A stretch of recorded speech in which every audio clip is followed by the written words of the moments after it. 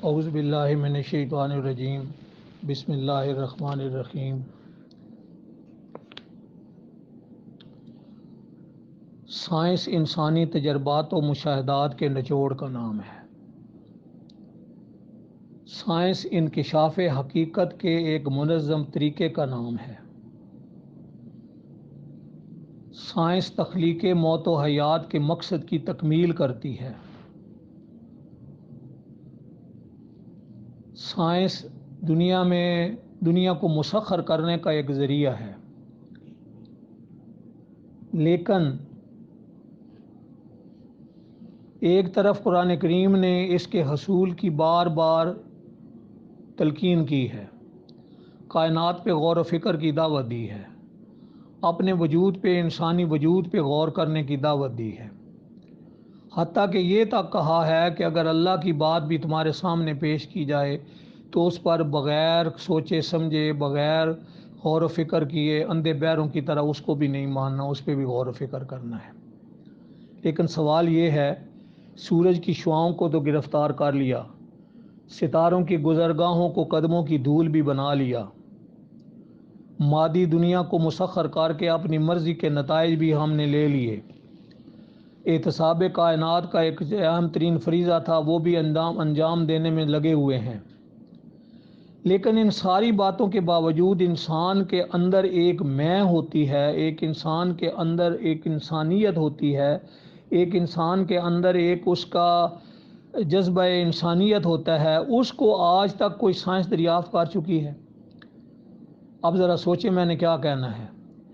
اس کو کہا جائے گا جی اس انسان تو سماج کا نام ہے، سماج انسانوں کے مجموعے کا نام ہے، ہم جب تک فرد کو نہ سمجھ لیں جماعت کو کیسے سمجھیں گے؟ اب وہ معاشرے کو چھوڑے گا، انسان کا مطالعہ شروع کرے گا، سب سے پہلے سائیکالوجی کی طرف آئے گا، اس کی لا تعداد شاخیں ہیں، پھر کہے گا جی تمام اعمال کا مرکز احساس ہے، پھر وہ سوچے گا کہ خارجی دنیا میں شعوری یا غیر شعوری طور پر جو اثر قبول ہوتا ہے اس کا کوئی نہ کوئی رد عمل ہوتا ہے، کوئی بھی جنسی خواہشات کو اس کا محرک بنائے گا، کوئی کسی کو آئیڈیل قرار دے گا، نہ جانے کوئی مکتبہ فکر شعور کو اصل قرار دے گا، اس کی روشنی میں انسانی جسم کی انسانی روح کی تشریح کرے گا، پھر کوئی کہے گا کہ نہیں جی اعضاء سارے اپنی اپنی جگہ اکٹھے ہو کے کام کریں تو پھر یہ ہوگا، لیکن فی الواقع آخر کار پتہ ہی وہ کیا نتیجہ نکالے گا؟ یہ نتیجہ نکالے گا کہ نفسیات کے اس اختلاف کو دیکھ کر کہ یہ علم ہے ہی کوئی نہیں، خیالات کے اس جنگل کو دیکھ کر پھر انسان ادھر آئے گا کہ اچھا چلو بیالوجی کی طرف آ جاتے ہیں، وہ کہے گا جی پروٹوپلازم زندگی کی علامت ہے، زندگی کو چند علامتوں سے ناپے گا، چند علامتیں دیکھے گا کہ وہ زندگی کی ہیں یا نہیں ہیں، تو اس سے اس کو زندگی کا پتہ چلے گا، لیکن زندگی خود کیا ہے؟ وہ کہے گا کہ عناصر کی ترتیب کا نام ظہور زندگی ہے۔ لیکن آپ کو پتہ ہے کہ جناب وہ زائگوٹ ہے، اس کے اندر ایک نیوکلیس ہوتا ہے، نیوکلیس کے اندر کروموسومز ہوتے ہیں، کروموسومز کے اوپر جینز ہوتے ہیں، ان جینز کی ترتیب کی تبدیلی سے خصوصیات کریکٹرسٹکس بنتی ہیں۔ مینڈل کے law of unit character, law of dominance, law of independent assortment پر ذرا غور کریں نا تو یہ سارے کے سارے یہ بتائیں گے کہ پروٹوپلازم کے اجزائے ترکیبی کے درمیان وہ کون سی مخصوص ترکیب ہے جس کے قائم رہنے سے پروٹوپلازم زیرو رہتا ہے، اور جہاں یہ ترتیب ٹوٹتی ہے وہ پروٹوپلازم غیر زیرو ہو جاتا ہے۔ جب بھی اس کی موجودگی کا پتہ چلانے کے لیے اس کا تجزیہ کیا جاتا ہے تو وہ ٹوٹ جاتا ہے۔ ہم زندہ پروٹوپلازم کا تجزیہ تو کر ہی نہیں سکتے، جب تک اس کی روح نہ نکل جائے اس کا کیمیائی تجزیہ ممکن ہی نہیں ہوتا۔ سوچیں پھر، زندگی کے سارے لوازمات جاننے کے باوجود جو اس کے اندر میں ہے، جو اس کے اندر زندگی ہے، جو اس کے اندر خیالات کی ہلچل ہے، وہ کہاں حل ہوئی؟ آپ فرما دیں یہ سارے متشابہات ہیں، آپ کہہ دیں جی سائنس نے آج ہر ساری چیزوں کو مسخر کر لیا، لیکن یہ دعویٰ ہے بھائی صدیاں ہو گئی ہیں انسان انہی بھول بھلیوں میں گم ہے۔ ہر دور میں ہر سائنسدان یہی دعویٰ کرتا رہا ہے کہ جو سائنس اب جس نقطے پر پہنچی ہے وہ حرف آخر ہے، لیکن پتہ چلتا ہے کہ یہ تو لاکھ مہموں میں سے ایک مہمہ ابھی حل ہوا ہے، ابھی تو اس کے لاکھ پردوں میں سے ایک پردہ بھی نہیں ہٹا، یہ مہمہ ہی رہتا ہے۔ اوسپنسکی ایک سائنسدان ہے، وہ اپنی ایک مشہور کتاب میں لکھتا ہے کہ ہماری جو سائنس ہے زندگی اور اس کی ابتدا کے متعلق کچھ نہیں بتا سکتی، یہ معمہ ہی رہ جاتا ہے۔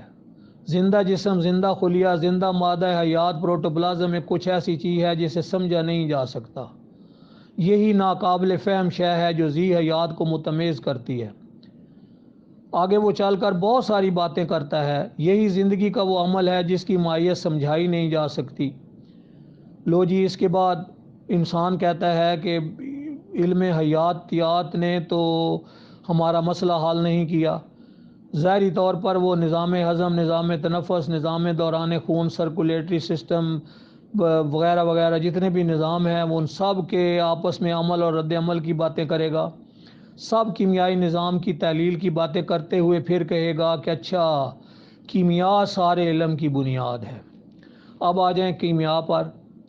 کیمیا نے یہ کہا کہ دنیا کچھ نہیں ہے، only electron, proton and neutron, بلکہ اب تو 110 کے قریب ذرات دریافت ہو چکے ہیں، جن میں سے کچھ انسٹیبل ہیں، کچھ سٹیبل ہیں، کچھ ابھی تک تحقیقات کامل اور مکمل نہیں ہوئی۔ نہ جانے انکشاف حقیقت کا یہ سلسلہ کب اختتام پذیر ہوگا۔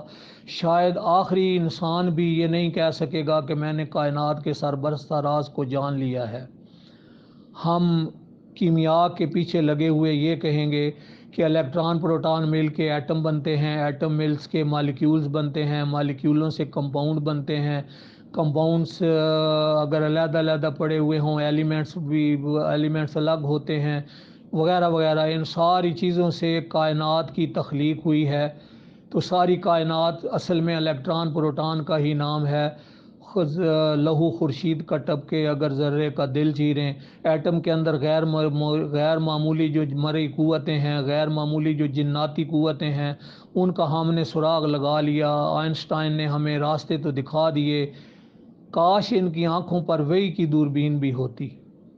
یہ سارے لوگ چلتے رہے جناب نا جی، لیکن پروفیسر میکڈوگل کہتا ہے 1924 کے اندر کہ 30-40 سال قبل جب میں نے سائنس کا مطالعہ شروع کیا تھا تو یہ کہنے کے لیے کہ انسان کی زندگی کا کوئی مقصد نہیں، بڑی جرأت درکار تھی، لیکن آج حالات یکسر بدل چکے ہیں۔ آج بڑے بڑے ائمہ طبیعیات ہمیں متنبع کر رہے ہیں کہ یاد رکھو، فزیکل سائنس کے اصول انسانی زندگی کی تعمیر کے لیے یکسر ناکافی ہیں۔ پھر آگے چل کر اس نے law of conservation of matter کو law of conservation of energy میں تبدیل ہوتے دکھایا ہے، اور آج کل یہ کہا گیا ہے کہ دنیا کچھ نہیں سوائے مادے کے، سوائے انرجی کے۔ اب انسان کے بارے میں بھی زیادہ سے زیادہ یہ کہا جا چکا ہے کہ یہ الوہاتی توانائی ہے۔ ملائکہ کے بارے میں بھی یہ کہہ دیا کہ یہ انرجیز ہیں جو کائنات کے اندر کار فرما ہیں۔ چلے مان لیتے ہیں یار ہم اپنی آپ کی بات کو، لیکن آج مان رہے ہیں نا، آج سے 100 سال بعد، 1000 سال بعد آنے والے ہمیں اسی طرح سے بے عقل، بے وقوف، پاگل کہیں گے جس طرح ہم اپنے ماضی کے سارے لوگوں کو کہہ رہے ہیں کہ انہیں تو کوئی پتہ ہی نہیں تھا۔ ہمارے بارے میں بھی انشاءاللہ یہی کچھ کہا جائے گا۔ تھوڑا سا انتظار کر لیں۔ کیا انتظار کیا کرنا ہے؟ میری آنے والی نسل مجھے کہتی ہے کہ ابو آپ کو پتہ ہی کچھ نہیں ہے، آپ کو پرانے زمانے کی باتیں کرتے ہیں۔ رسل نے کہا تھا کہ نظریہ اضافیت نے زمان کو زمان و مکان میں سمو کر مادے کے روایتی تصور کو فلاسفروں کے دلائل سے کہیں زیادہ مجروح کر دیا ہے۔ عقل عامہ کے نزدیک مادہ وہ ہے جو زمان میں قائم ہے اور مکان میں گردش کرے، لیکن اضافیت کے قائل علماء طبیعیات کے نزدیک تو یہ تصور اب باطل ہے۔ اب مادے کا تصور مختلف مادی طبیعیات کا حامل ٹھوس نہیں رہا بلکہ مربوط حوادث کا مجموعہ بن چکا ہے۔ علامہ اقبال بھی یہ ضمن میں لکھتے ہیں، ایٹم کا جوہر اس کی ہستی سے وابستہ نہیں۔ اس کا مطلب یہ ہے کہ ہستی وہ خصوصیت ہے جو خدا کی طرف سے ایٹم کو عطا ہوئی ہے۔ خدا کی تخلیقی توانائی میں یہ بے جان پڑا رہتا ہے۔ ایٹم اس کی ہستی سے مفہوم صرف اس قدر ہے کہ یزدانی توانائی نے مری شکل اختیار کر لی ہے۔ اسی انائے اکبر کا انکشاف ذات جو ہے یہ انسان کہلاتا ہے۔ اب آگ چلتے جائیں۔ ہم سائنس سے جو کچھ معلوم کر سکے ہیں وہ اتنا ہی ہے کہ علم کا سمندر بے کنار ہے۔ ہم یہی معلوم کر سکتے ہیں کہ زندگی کے حقیقت کے متعلق یہ کچھ کہہ دیں کہ ہم کچھ نہیں جانتے، ہم کچھ نہیں جان سکتے۔ اب کرنا کیا چاہیے؟ ارے بھائی، جس زمانے میں آپ رہ رہے ہیں اس زمانے کے گرد و پیش پہ حالات کو دیکھیں، اس سے پہلے کہ ہم اپنی زندگی کا پہلے تحفظ کریں اور یقینی بنائیں، پھر آگے کچھ سوچیں۔ ہم اپنے مسائل کو پہلے حل کریں۔ دیکھیں، اگر آپ کھانے کا انتظام نہیں کریں گے تو آپ سوچیں گے کیسے؟ اگر آپ کو نیند ہی نہ آ رہی ہو، مسلسل 100 دن 2 دن 3 دن 4 دن جاگتے رہیں، آپ کا دماغ اڑنے لگ جائے، آپ وہ آفاقی باتیں کریں گے کہ کائنات حیران اور پریشان ہو جائے گی کہ یہ آدمی کیا کچھ باتیں کر رہا ہے۔ ہم اور آپ تو یہ کہہ کے جان چھڑا لیں گے مذہبی طبقہ کہ یہ جی اللہ لوک ہو گیا ہے۔ آپ کو پتہ ہے کہ بڑے بڑے سائنسدان آخر میں سارے تصوف زدہ ہو گئے۔ آئنسٹائن کو بھی بدھ مت میں پناہ مل گئی تھی، اس نے بھی روحانیت کا مسئلہ لے لیا تھا۔ نیوٹن نے جو کچھ بھی کیا ابتدائی دور کے اندر چند سال تھے جو اس کے کارکردگی میں گزرے، باقی ساری زندگی تو اس نے صرف اپنے ابتدائی دور کی تحقیقات پر ہی گزارا کیا ہے۔ یہ ساری باتیں مد نظر رکھتے ہوئے سائنس کی لیمیٹیشن پہ غور کریں۔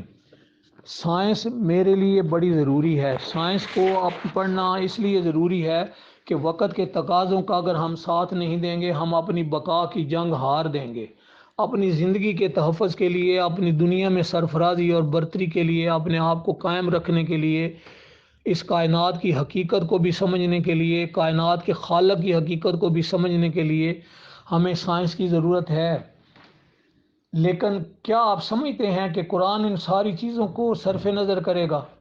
قرآن پہ تدبر کرنا ہے تو اس پہلو پہ کریں، قرآن پہ غور و فکر کرنا ہے تو اس پہلو سے کریں۔ قرآن سے سائنسی نظریے کشید نہ کریں، اس کا حاصل آؤٹ پٹ بتائیں کہ سائنس کو استعمال کیسے کرنا ہے، سائنس کی تحقیقات کو اور اس کی تخلیقات کو ہم نے کس طرح انسانی بھلائی کے لیے یوز کس طرح کرنا ہے۔ کیا ایٹم بم بنا کے اس کے سرے پہ بیٹھ کے منمانی کرنی ہے دنیا میں؟ اگر بڑی قوموں کا کوئی فرد میرے ہاں آ کے جرم کرے تو اس لیے چھڑا کے لے جانا ہے کہ وہ بڑی قوم سے تعلق رکھتا ہے؟ کیا یہی عدل و انصاف ہے؟ وہ قدریں کہاں ہیں؟ ان اقدار کو کون اپنائے گا؟ کیا صرف اس بات کی تبلیغ کرنی ہے کہ سائنس ہمارے لیے ضروری ہے؟ کیا اس بات کی تبلیغ نہیں کرنی کہ میرے پیغمبر کا اسوہ حسنہ بھی ضروری ہے؟ کیا یہ بات نہیں ضروری کہ فتح مکہ سے پہلے جناب ہتھیار تیز کرنے تو ضروری ہیں، جہاد کی تیاری تو ضروری ہے، لیکن جہاد میں جب کامیابی ہو جائے تو لا تثریب علیکم اليوم کا حوصلہ کیسے لانا ہے تمہارے اندر، یہ کوئی نہیں ضروری؟ میری ذرا گزارشات پہ اثر نو غور کر لیں اور دیکھیں میں کیا کہنا چاہ رہا ہوں۔ کہنے کو بہت کچھ ہے، لیکن میرا خیال ہے میں نے اشارے کرنے تھے آپ دوستوں کے